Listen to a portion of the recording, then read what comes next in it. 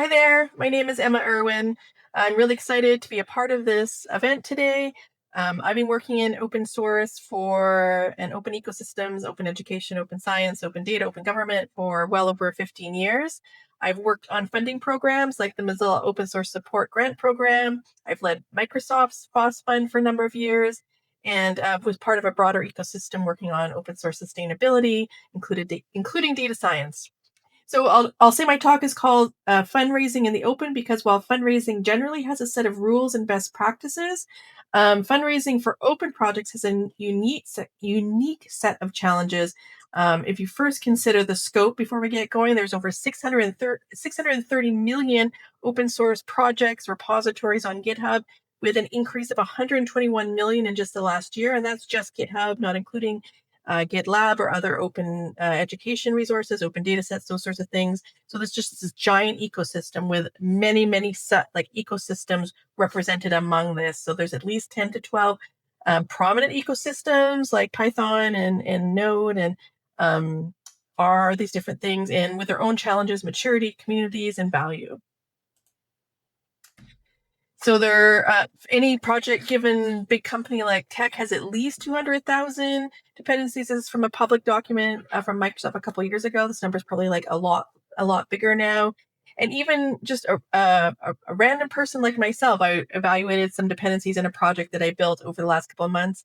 It has 562 different repositories with over 5 different ecosystems represented in each of those. So even as an individual looking at my ecosystem, it's really giant. And so for the challenge of every funder, every company, every organization, every foundation is how do I even begin to understand if these projects need help and what kind of help they need and if that's the sort of help that we are able to provide.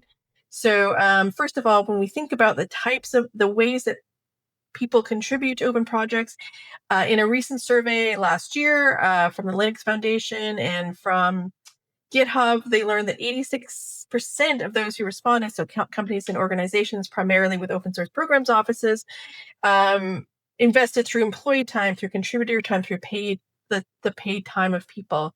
So, and I say that this is really important because one of the first things that I tell people to do when they're thinking about funding is to make sure that they're set up for contribution. They're set up to bring people into their community and their spaces where they can actually learn the value of what connect to the value of what projects are already doing. So what are some of the things that companies and organizations, why do they contribute? Why do they send employees to contribute or contractors? First of all, and very often to have a seat at the table. They care about this technology. They care about the innovation that's happening. They want to, in some way, influence that direction. They might want to contribute to the technology just as goodwill to be shown as an ally in a space that matters and is valued to their brand or to their business goals. Often to stay relevant to the technology in the community. So being part of the community helps an organization stay relevant. A couple others are to advocate for and contribute to improvements that have business value, so bug fixes, feature requests, and often because, I can't understate this actually, that one or more people in a company or organization are personally invested and have gone and advocated for this type of for contribution, and this is also true for funding. The people in your community, the companies that are turning up in your community are some of the the primary folks that you can find as pathways for funding. But again, before we get into that, I can't state enough, make sure your project is contributor ready and that's strategic to your goals. So even if 1 million people turn up at your project tomorrow, that doesn't mean that it's necessarily successful. This document that I provided, and I'll put in an overlay, provides a bunch of steps to make sure that you're collaborating in a strategic way and thinking about the folks that you most want to bring in and have contributions for. Then you can get to your funding strategy. And again, I have a link for this. And really there's a playbook that I'm linking here, but also a set of categories to go through in order to make sure that your project is